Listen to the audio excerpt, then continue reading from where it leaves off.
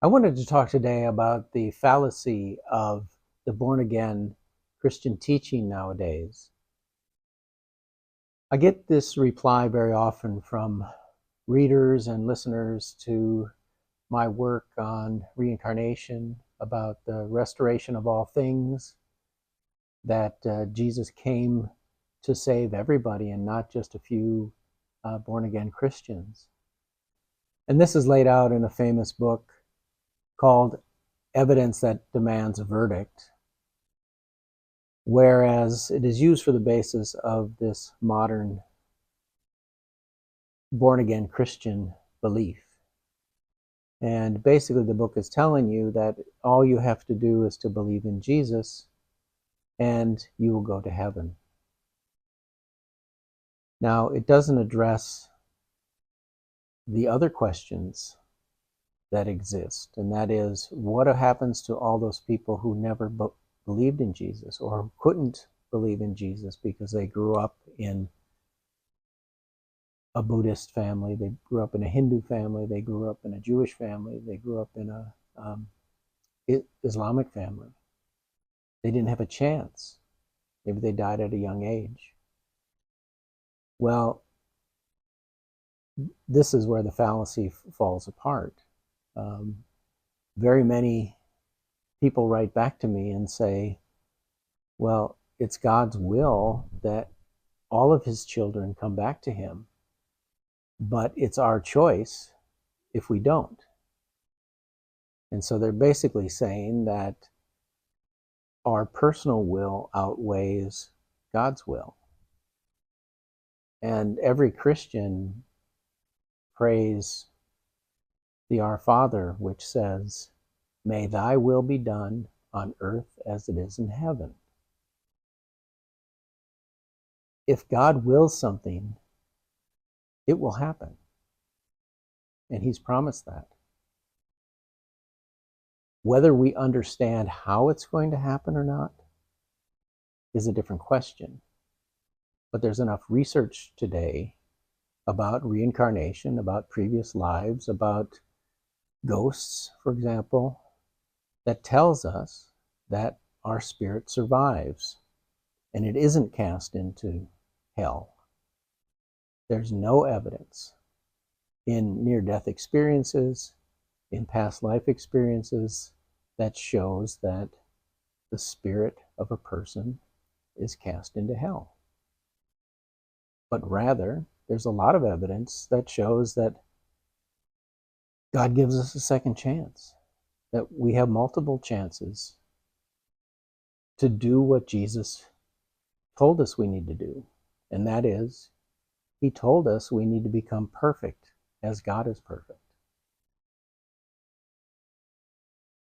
Most every Christian I talk to say, well, that's not possible. Well, Jesus said it. You may not understand how it is possible, but that's his requirement. He also told us we need to love our enemies. That is more than just playing lip service to your enemies, but it is understanding who they are, understanding their situation, understanding why they're your enemy, and then trying to do things to relieve that negative bond that you have with that person. That's becoming perfect. And that doesn't happen in one lifetime. It doesn't happen in 2 lifetimes. Research shows that it happens maybe in 30 lifetimes that we can become perfect. The other thing that this modern Christianity teaches is the Trinity, and I've talked about that many times. All I want to say here is that we see through this manipulation of the words of Jesus, through the words of the prophets, by the priests, by the scribes, by the rulers, has been done for political motives. the Trinity bundles up all the energies of heaven into one being.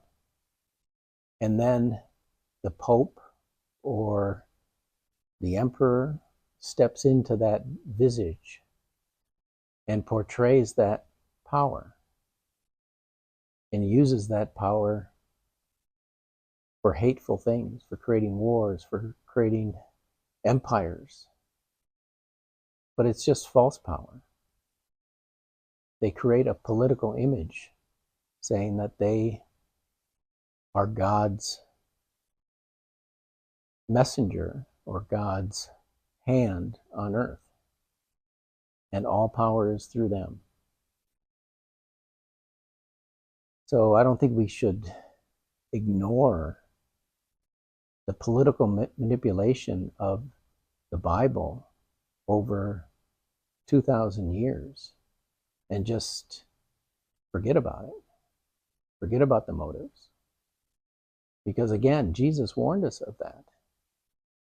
He told us, let no man call himself father.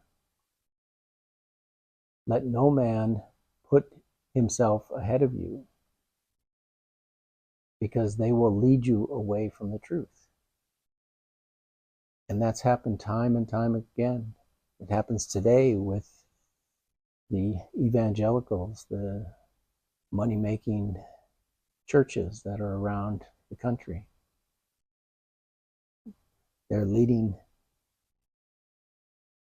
people away from Jesus' teachings, not to them.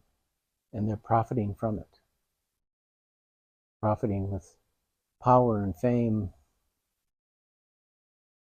That's not what Jesus wanted. Jesus wanted humility. He wanted compassion. He wanted love from his followers. And he's told us that his kingdom is not on this earth. That we should be building our spiritual gifts for the next life, not building kingdoms on this earth that will crumble.